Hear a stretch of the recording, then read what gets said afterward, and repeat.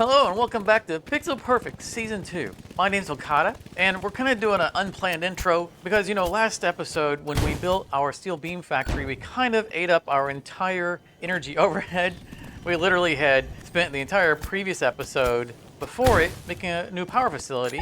We used it all up immediately, but at the end of last episode I mentioned that between episodes I would look to solve our power situation, or at least temporarily, because I didn't want to spend every other episode making another power plant.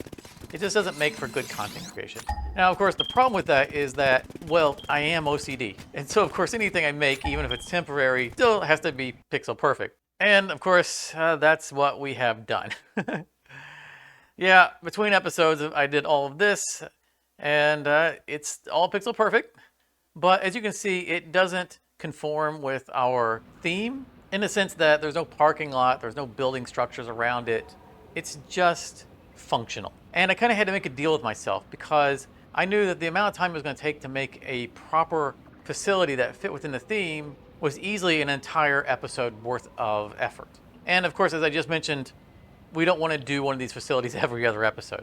So I had to make an agreement with myself that I would just plop down some machines that I can delete later on when we get to oil and no longer need the power from it. Now, that being said, I'm not going to guarantee that we tear this down. We might come back and just refurbish it, but I do want to leave this space available for other projects in the future because this area is rich with oil. But this is not supposed to be the intro. I'm not going to waste any more time talking about it. Let's just plug it all in because, that's what we do, right? Whenever we build something new, we always plug it in live. We make sure it works. There goes the coal. All right, very good. Hop down here. Also, I will mention this. I'll probably come back and spend a little more time talking about it. But this isn't going to be perfect. You'll see we have a smart splitter here with 2 mergers. That's because of the way the numbers work out. I didn't want to have to do a massive merger and splitter array to get the numbers exact. This is kind of the poor man's way of doing it. This is going to be the main line at 240, and these are less. The split, even after doing overflow, is not going to be exact. In order for it to be exact, we need these to be smart mergers, which we don't have yet. However, they are in the game now, thankfully. And if we do keep this facility, then eventually we'll come back and we'll fix that. But we're talking about a difference of a couple of coal per minute, maybe going to the wrong side. Not a big deal. But you can see everything is pixel perfect. Look at how everything is nice and it's painted and it all goes beautifully. I can't do anything just haphazard. It's gotta be nice. Otherwise, I'll lose sleep at night. But that's gonna be enough for this. This isn't meant to be the intro. So we're gonna get back to the base. And while we're riding back home on our newly unlocked transit system, I do want to take a quick moment to welcome all the new subscribers. Apparently the crane from last episode was quite popular, and we got a bunch of new subscribers, and that just makes me so very happy.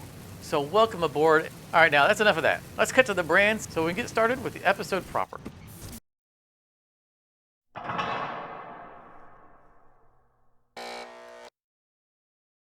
Alrighty, here we are at the proposed site for our steel pipe, or in our case, iron pipe facility that will also include the encased industrial beam facility, also using another alternate recipe. And this is going to be a pretty cool site, I think. I mentioned it in last episode that this is good because all the resources in the area, they are impure, but that's okay. We can get around that. And I mentioned that there's a lot of open space to build, but I also had something else in the back of my mind, which was that we have an opportunity here. We have a ramp coming up.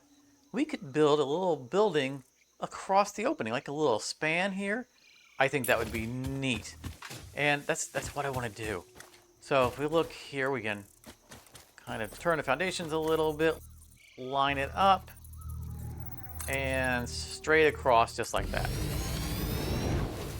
And this gives us a really nice alignment.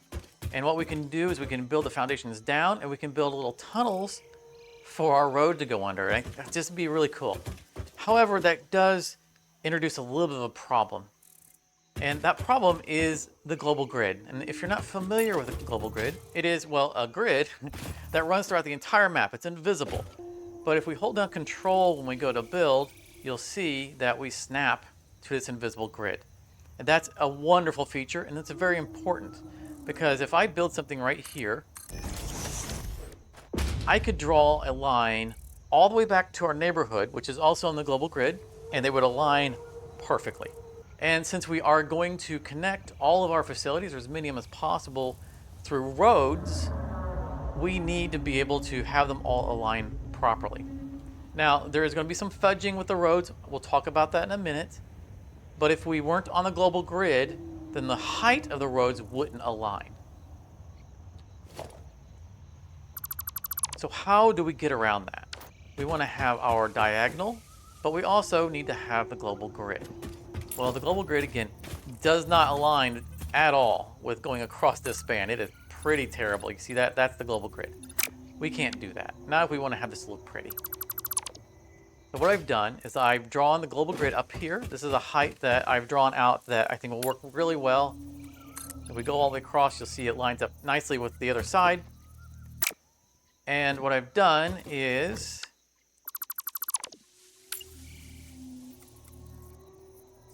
I've placed the foundation. I've hit nudge mode, and I'm going to do. One more and over and over. Let's bring it back one. There we go. And that actually lines up pretty well. It's not going to be too visible from the outside. And if we build a wall, let's see here.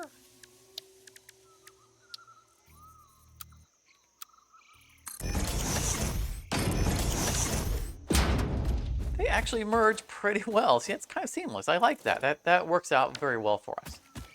And this would become the key that we align with like our parking lot and in any of our catwalks or anything that come up here for the employees to get up there. And what we can do is we can draw this. Let's zoop. Let's go all the way over to as far as we can, like we know where the tree is. We don't want to run into the tree. I mean, we could cut down the tree if we had to, but I think this lines up pretty nicely. And what we'll do is we will just kind of bury our sins in the terrain. So we can do that. Let's delete these here. Take that line and run it all the way over into the terrain. And we don't have to worry so much about these lining up. One more. And there you go. So this would be a front for the building. And then we can use all of this space to build our facility. All the way over.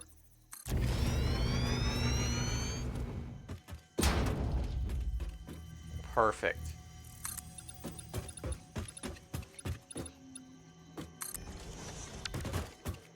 And there we go. The foundations are now in place. I think we maybe missed one line. Yes, we did. And this is going to be enough space for most of the facility. I don't know if we're going to use this floor type, but, you know, just for sake of argument. Now, are we going to be able to fit everything in here? Well, I think we're going to be able to fit most of it, if not all of it. And I think what we're going to do is do two separate buildings. Over here, I think will be the steel pipe facility, which is only going to require 9 foundries and 7 constructors.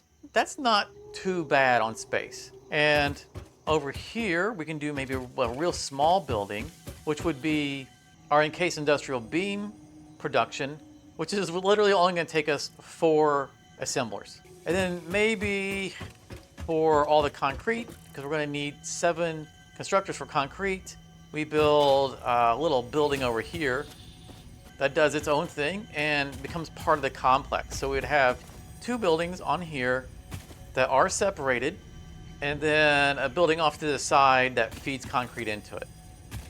And speaking of concrete, we're gonna need a fair amount of it, 288 to be exact. And that's not gonna be enough from this node right here, which is a normal node, and with the Mark II on it, it's gonna give us 120. But that's fine. It actually creates an interesting opportunity for us. You see, We're talking about having the road come down here. And again, we're going to delete this road, but we will replace it with a road that's aligned with the grid. So we can say this is the road. It's going to be very close to it. And going with the theme of the season of seeing product moving down roads, representing traffic or manpower, we can run over here real quick like. You'll see we have limestone coming out of over there and limestone coming out of over there. And right now, those are making the concrete that we use, but we don't care about that. We can relocate the concrete that we use for building to literally anywhere else. But if we repurpose both of those, and they're only impures, with Mark IIs on them, that'll be another 120. That's 240 of the 288 we need. We can spin that merger around and have it just go right back up. And once we have the road coming from the neighborhood, we can do the same trick of burying the belt into the road that we did at the neighborhood, and we can watch the limestone or maybe pre-manufactured concrete go right down the road and all the way up to the facility. And that will be awesome. That would help tie our neighborhood to the job sites that are nearby. So that is something we're definitely going to want to do. And while we're on the subject of roads, one more thing I want to talk about before we get started in building this facility is how they connect to the global grid or fail to, and why it is that we can't use this road. So let's just grab a foundation. We're going to snap it to the global grid. Let's zoop it over here a little bit. You'll see that the height doesn't match. Now, we already know that laterally they're not going to line up because we're doing these funny curves here. That we don't care about. We can cheat that. We can hide that. But we can't hide this giant bump. And it's not that it's off by 1 meter. If we get a 1 meter ramp, you can already see where this is going. That doesn't work. So there is no way where we get this off-grid road to snap to the global grid. It's just not going to happen. And we're going to want to have the road merge seamlessly into the parking lot once it gets there. Fortunately, we have a way of doing that. And in fact, we have already done it once. Because again, the neighborhood should be considered the keystone to our entire map. Literally, by the time we are done with this entire series, most things, if not everything, one way or another, will connect back to the neighborhood. And let me show you how we can make that work. All right, here we are back at the road that is connected to the neighborhood, right? We keyed that off the neighborhood, that's how it connected. And immediately we took a turn. So the moment we took a turn, this no longer aligned laterally with the global grid. So let's get ourselves a foundation here. We're gonna hit control, snap it to the grid, bring it up a little bit. Go to a 1 meter. Now, as you see, it's not aligned with the grid anymore, but it is at the exact same height. So as long as we always connect things to this road, the height alignment will always be exact. And as I mentioned, we've already done this once, and you might not have noticed. So let's just take a quick run over to the power facility. Not the new one, but the one that we made a couple of episodes ago. Now, when we built this facility, we put it on the global grid. However, the road, of course, is not lined up with it laterally, so we kind of cheated a little bit. See here? These don't actually line up, but you don't see a bump in the road. And that's the point. So if we change the foundation type, our sins are revealed. You can see that this does not align. But as long as we are using asphalt, it's not obvious, and we can create the illusion that everything is on the same grid. But as we can see from this vantage point, over there is where that facility is going to be, we kind of have stuff in the way. Because we could draw that road around. However, the neighborhood isn't done. In fact, we're going to be returning to it very soon. We still need to make stators and motors, and we need to reinforce our iron products now that we have Mark II miners and Mark III belts. So the neighborhood is going to grow probably significantly. And it's likely that we will bring it down this way and probably around that way. And at some point, we're going to delete all of this stuff. That right there is our backup biogenerators, which saved us last episode, but they are by no means a permanent feature. So once those are gone, we can probably take the road right there and turn it and bring it along with the new parts of the neighborhood, and then bring it down and bring it around. But that's a thing for future us. We're not going to do that in this episode. Maybe not next episode, but that's perfectly fine. We don't need the road to be here to make sure we're lined up because we have the global grid. All right, I think I've probably rambled enough about the plans. I'm going to get building. I haven't actually mapped out how all the machines are going to go. I'm just going to kind of wing it because it's not too many machines. Then we'll throw up some walls around it and make it look like a place to work. So let's get started. Okay, I think it is update time. In fact, major update time. We're going to turn on the building. I got a whole bunch of things I want to talk about. I know there wasn't a time lapse. This wouldn't have worked out too well in the time lapse, and we'll talk about that also as we go. But first, this facility is going to take a very long time to come online. So we're going to turn it on, and then we're going to start talking about just various topics. So let's get that connected right there. That's going to turn all of those guys on in a distance. We have concrete on its way right there. Let's connect that. I said let's connect that. And finally, we need to connect the building itself. Yes, I've left that slug there. It's kind of like a mascot. I don't know if I'll leave it forever, but for now I haven't picked it up. Okay, this should be mostly functional. All right, we got a bunch of topics. Let's kind of talk about them as they're in line of sight. Let's start with the little company logo, little design here. Now, one of the philosophies that is very helpful when you're in a game where you're having to do creative things like this is that don't get hung up on the cosmetics. You know, if there's something you want to do and you kind of play around with it and you're like, maybe it's right, maybe it's not, you're not really sure if you like it or not, then leave it and come back to it later because you're going to be working around it anyway, you're going to see it, and that's kind of the point. It's going to be something that's in the background.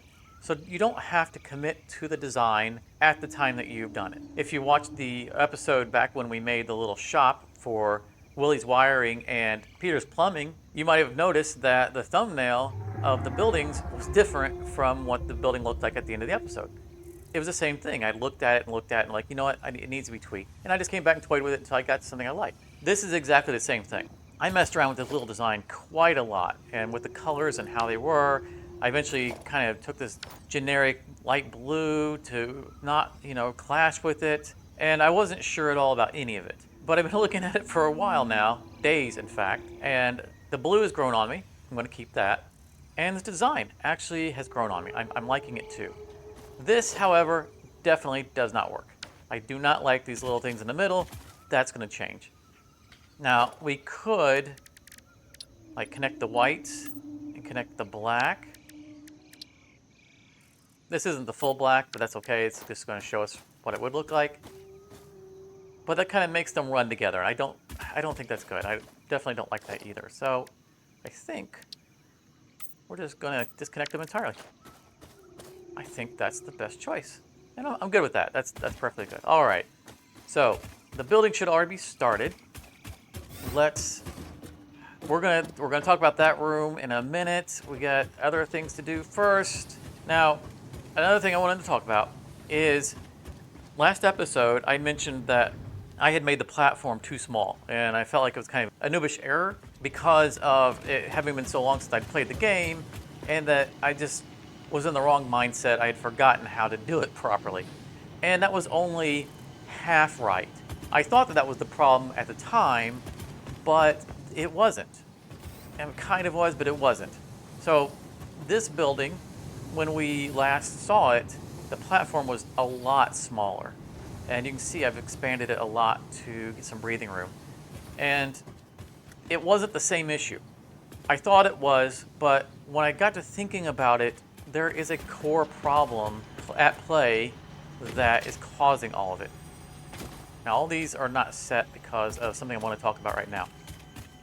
You see, back in early access, there was a different paradigm to the way progress was made in the game. And we've mentioned this kind of offhand before, which is that previously, when we unlocked hard drives for alternate recipes, we had to accept a recipe as soon as that hard drive was done. Otherwise, we couldn't use the MAM for anything else. There was no banking of hard drives. And as of 1.0, that's changed. So if we look at the MAM, we now have a bunch of hard drives that are sitting and waiting for us to take something.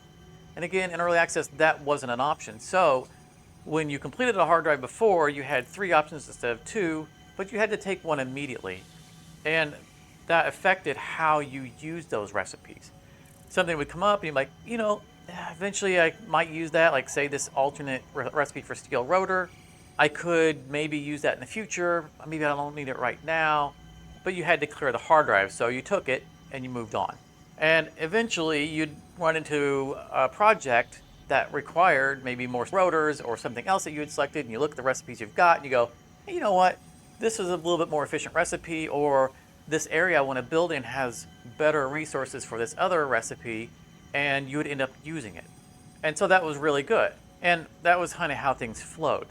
But there's a subtle and almost sinister change that comes about from this quality of life upgrade, which is that now we get to plan out entire production lines instead of just kind of lucking into the things that we had picked before.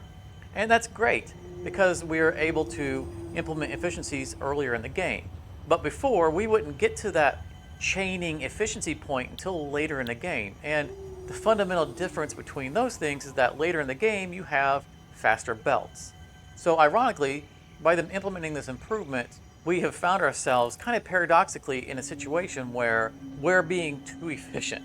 And as a result, when we were able to pick up multiple recipes at once for one project, we found ourselves producing far too much material for the speed of our belts. And that meant when we make a row of machines that have multiple inputs, we're running into a problem where we can't feed all those machines by one belt. And that's why we were running out of space. When before, you would already have Mark IV and Mark V belts, and you could just chain all of that material down through one line. So hopefully I've learned my lesson. All right. Now we need to grab this real quick, like the Encased industrial beam. Select that reward. These are not set because we didn't have that yet. Copy. We're going to paste, and paste. And now this facility should be 100% running. All right, excellent. Okay, now we're going to come back to this in a little bit and make sure everything's running smoothly. But first we want to do a couple of unlocks, and I want to ask a question of everyone who's still here viewing, and I want an honest answer. Now you might remember back at the beginning of the episode, during the intro, we real quick built a new power facility. And when we did that, I showed you a little smart splitter going off to a couple of mergers, and I mentioned that it was a poor man's way of dividing up the incoming materials because I couldn't be bothered to do a merger splitter chain that would get the exact numbers. And I mentioned that, hey, it'll just be off by a couple of coal. It's not going to be a big deal. We're not going to worry about it. Now, my question to you, especially if you have been watching any of my series, by a show of hands, how many of you heard me say that and said to yourselves, seriously, does he really think he's going to get away with that? Well, let's take a look at a poll.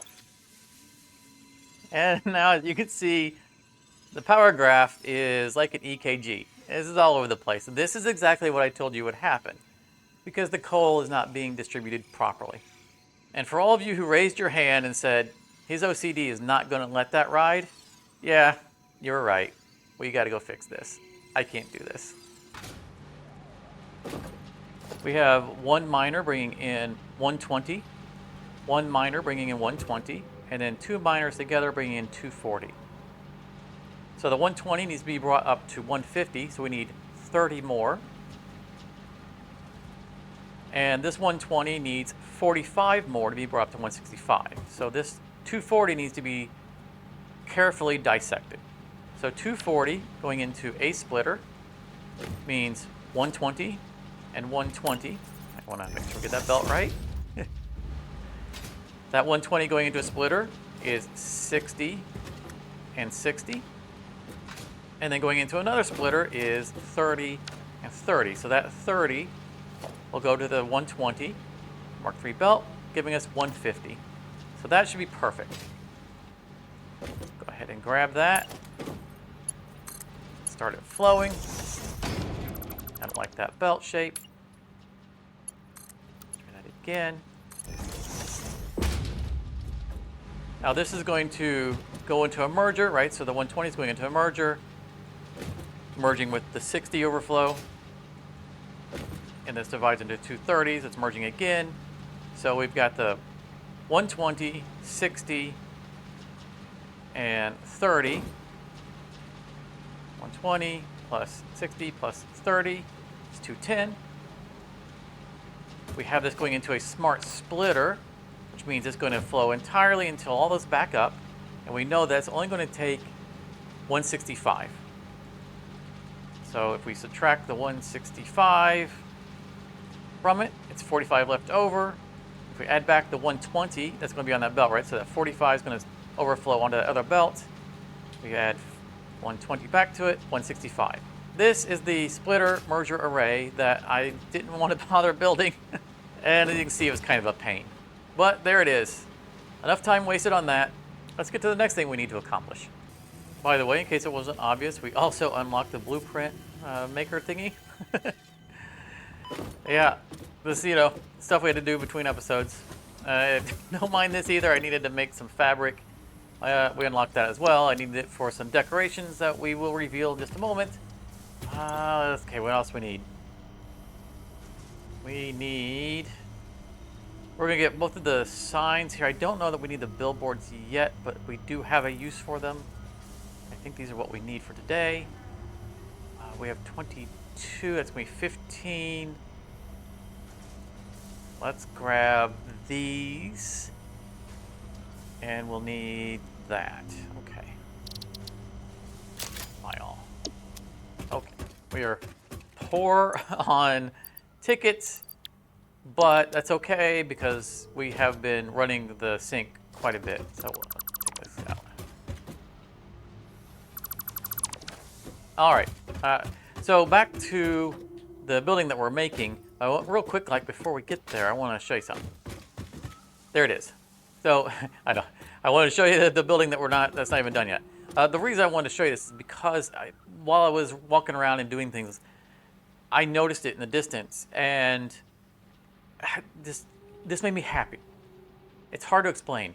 In last series, we had our skyline that we always saw at the beginning of every episode. We'd start on the porch of our house, and that skyline, after the first several episodes, became established, and it became kind of the visual that defined the series. And starting over, it's been a little bit painful on, we have a neighborhood all the way over there, and somewhere over there we have a power plant, and this is just kind of temporary. It was kind of nice when I was running around working on the episode, and I had to come over here for something, and I looked, and not only do we have our neighborhood, but now we have something on the skyline. And it's not done yet, but seeing this made me happy. It means the world is starting to feel a little bit populated. And the building's not done yet, but it's just hard to express how much this building being where it is feels like it's tying in the different things that we've been working on. I didn't really expect this, but it has made me very happy to see. And I just kind of wanted to share that. All right, enough of that. Let's get to the building so we can get finished up here. Now, all of these belts are temporary. We're probably going to run all of them on the road once we have the actual road. And I mentioned, before, this road is temporary, but we're going to have a road more or less where this is at once we get to the point to where we can align it with the neighborhood. But what we're going to do here is, as we make this underpass, this is all going to be hidden. There will be a tunnel going through here. I don't think that, come on, I'm stuck. I don't think that we're going to use these, but we might. But the point is that there will be foundations coming all the way down, and inside the foundations, we're going to hide all of these belts, like these lifts coming down, these lifts going up. You see all this that we've had to do under here. As I mentioned earlier, we're beyond our belt capacity to just run one belt to do everything. So we've had to get creative. We have all of this iron ore coming down. That's 240 per minute. That's 120. And we split it into 3 120 belts because we don't have enough belt speed to get to all the machines. And so we got, a little creative here and did some belting underneath to where we can feed all the machines from underneath. That way we don't have to see them up in the factory. It's much more clean. But all this will be hidden once we get to the point where we're starting to build this, and we'll just, build down the foundations and we'll just build out the structure like that. And all of this will be hidden. You won't see it when we come through, probably. But I just wanted to show you, while it's still there. And I want to show you another change we made. We spent a lot of time earlier in the episode talking about how we need this to be on the same plane as the building. And we had done this little weird, turn in the building where the wall was going to go, and then it was going to go diagonal, and that was so that we could sync it up with the global grid and how important that was. And when I got to thinking about it, it isn't important. I mean, it's partially important, it's sort of important, but it's not actually important.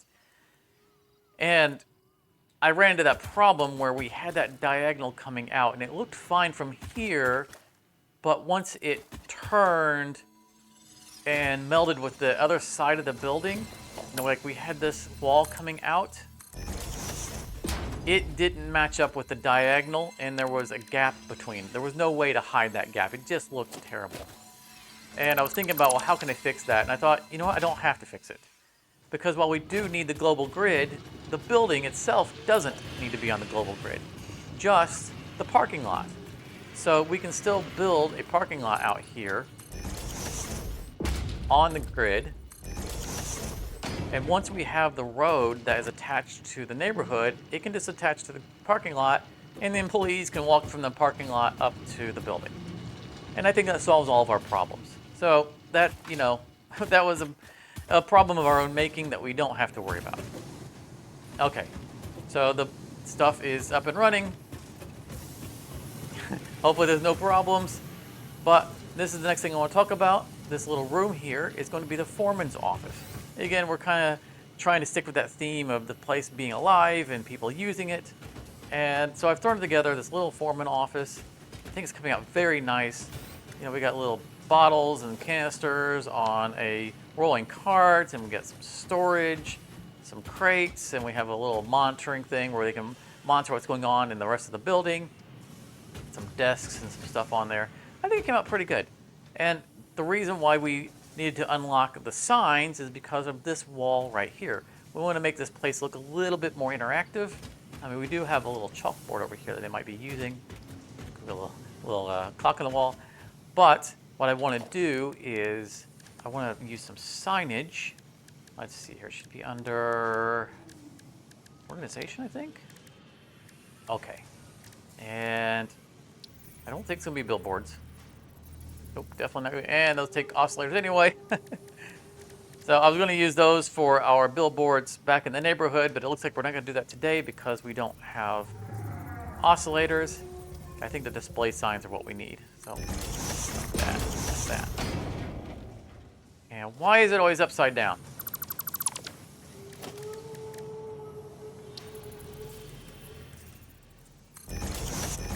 All right, here we go.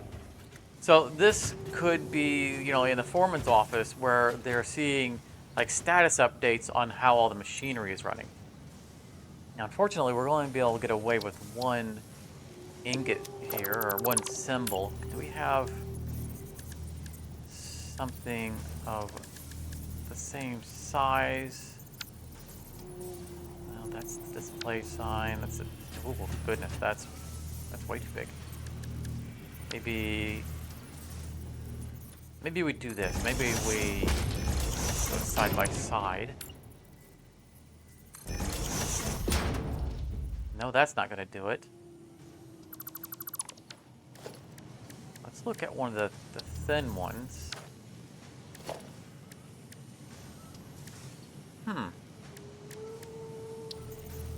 1 meter. Okay, I think we got it here. Here we go. Here we go.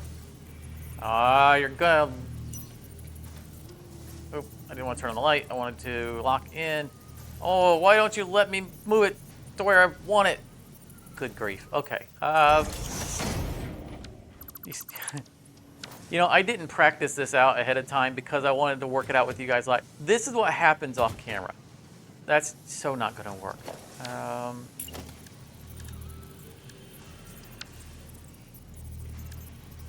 1 meter sign, 2 meter sign.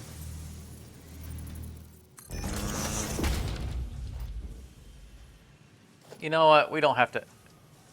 You know what? Maybe that's it. Okay, here it is. This this is what we want right here. I guess we didn't have to unlock those things anyway. I think we already had these. Okay, so I'm going to reference my spreadsheet, and we're going to do this. Steel pipe.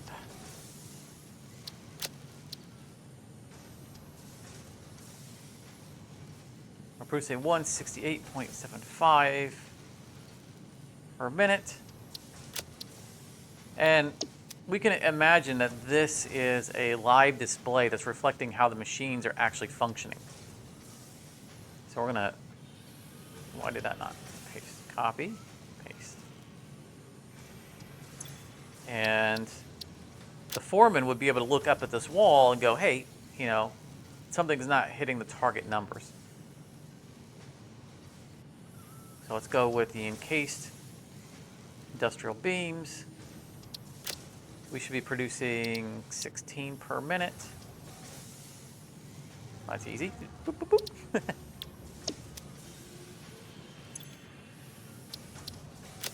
And for this, we can go with, let's say, iron ingots.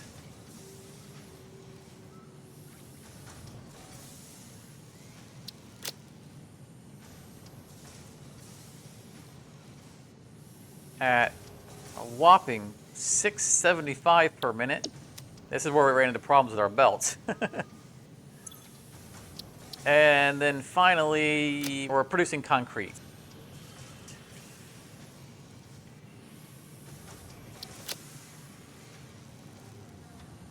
Which we only need 80 per minute. Now this isn't going to reflect the raw materials, like the limestone we needed 240 per minute, but the facility isn't producing the limestone, it's just using the limestone. So this would be the foreman checking at the current status of all the machines and making sure they're running at the expected speeds. Plus, you know, if we ever need to come back here, this will remind us what we're producing.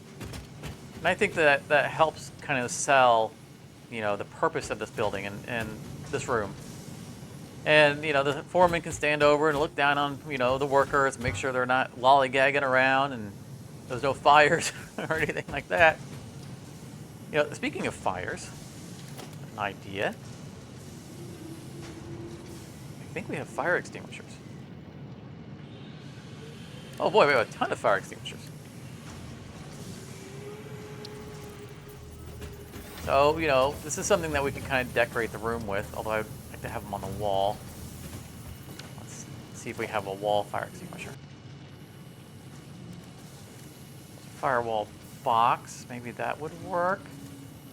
Wall fire, oh, this would probably be better, given the, you know, the scale, right?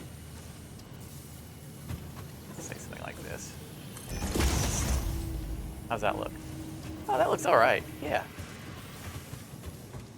Maybe we put one over here. And one more on this side of the room. There we go. It's the little touches like this that will bring all of it to life. And there's more that we can throw around in this building. I'm not going to do all of it on screen. But let's say something like pallets.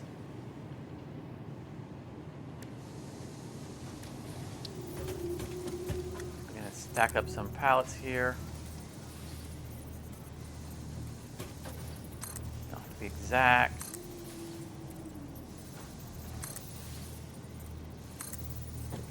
And we can go with a pallet jack. Okay, I know we have pallet jacks in here. Apparently they've named it something else. They call it a hand forklift, called a pallet jack. So there we go. Just a little touches. Ignore the train coming through the wall. And you know, I can look through and maybe find some other stuff to scatter around.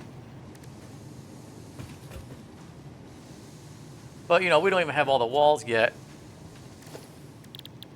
And you know, not everything's even painted. So I think for the moment we can not worry so much about those decorations. You get the general idea. Okay, I'm going to make sure everything's running properly and finish out the building. And then we'll come back and take a look and see what it looks like. And that's probably going to be it for the day. I think we've pretty much accomplished everything. And I do apologize for any weird cuts that there might be, because I'm sure that this has run very long and there will be a lot of content on the cutting room floor. So let's do a quick screen wipe and check out the finished building. All right, let's wrap this up real quick. I know that I spent way too much time talking on that previous clip, but I do want to go over a couple of things real quick. So I don't think I mentioned in the last clip just how intricate these are. So there's a little bit of a problem with these decorations. So like these nitrogen tanks, for example, you'll see they snap to a grid. So if I want to cluster them, I can't. This is all I can do with them, right? It just doesn't look right. So I can't really get away with putting them like in a corner or anything. But if I put down another object, like say these shelves, then you can see I can put them however I want, or grab other things and mix and match. And, you know, kind of make a custom decoration, which is what I've done over here as well. Just some paint buckets and a barrel. And even the shelving here, we put up some boxes. That's just the way that we kind of make these our own custom little decorations. You know, throwing things around here, putting these on top of the desk, little hat and stuff. And I think that it just helps sell the story. And let's run out here real quick. Like, we added some lights. Looks very nice. We got some more stuff around here. I love this. So this is a one-piece item. I think they did a wonderful job. Whoever came up with this did a great job of making this custom item.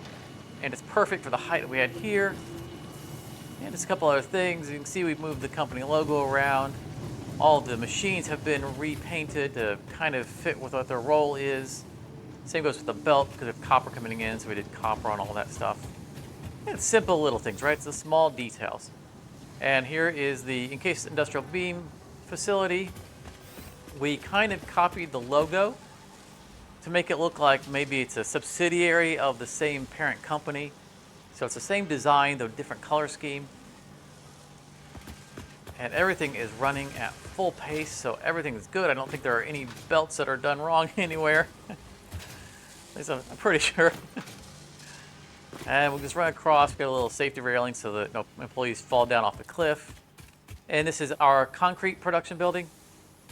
It's pretty simple, very basic, right? Just a few constructors here. One of the times where we're not using a custom blueprint.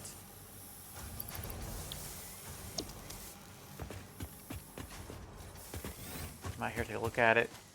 And other little subtle things, like you can see the roofing here has that overhang, and it creates a shadow, but we have also done a little bit of a color trick to make the shadow a little bit more convincing.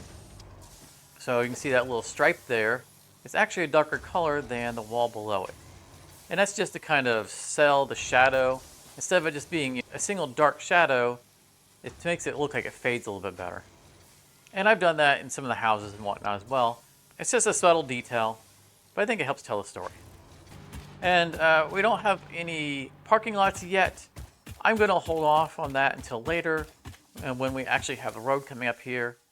You know, I'm not really sure where we're going to put the parking lots, because this is very hilly, so it might be hard to sell it. We might have to just do, you know, like a parking lot down here, and, you know, have a space for the road to continue on to the other steel facility. We'll also have road coming up around the other side, So, that's just a thing we're going to play with once that happens, but we're not going to do it yet because the neighborhood is not close to being finished. And finally, you can see the tunnel came out very nice. So it's nice and clean. After we're done with the road, we might bring it down even farther. See, we can always like zoop, and we can bring that down more. I think that would close in the tunnel a little bit better. But for now, it's good as it is. I'm happy with it. And again, all these belts will not be running through here because they will be part of the road once the road is built. And we just covered up all the siding. I think it looks so much better and so much cleaner. This looks great. I mean, we got a little railing up there too for the employees so they don't fall off. But I am so happy with this. It came out just wonderful. And I don't really have any more notes. I think this is all good. So I don't think there's also any need for anything more of an outro. We're done. We are plenty over time. I do not envy future me when I have to edit this. So thank you very much for coming out. I know this video is probably a little bit longer than usual, and we had a comment on the last episode from a viewer talking about how we shouldn't be worried about how long the video is and how they like long form content. And I'm thrilled to hear that. But we do need more feedback on it, because something you might not know is that part of the analytics that we receive from YouTube includes the average view time. And that tells a different story. But that story, just in a void, doesn't really help us out a whole lot.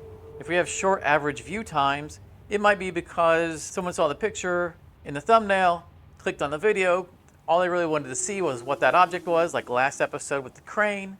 They skip ahead, check out the crane, right? All right, that's cool, and then they're on to something else. And that's perfectly fine. No criticism whatsoever. If you clicked on the video, then great. But seeing that just on its own makes it difficult to tell how many people enjoy seeing a full-length video. And there are a lot of strategies that go back and forth between content creators about either the need of keeping the video very short so that the average view time is a greater percentage of the video, or if that's something that we just shouldn't worry about because people are going to click, just look at their thing, and they're going to move on, which is something I do with some of the content that I watch. So it's perfectly understandable. But the only way we can know is if you stop by the comment section and let us know what you look for when you click on a video like this, which helps us better tailor our content to what the wider audience is looking for.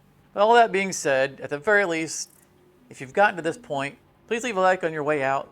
Don't forget we have a community Discord, and you know how all that goes. So thank you very much for hanging out with me, and I look forward to seeing you in the next episode.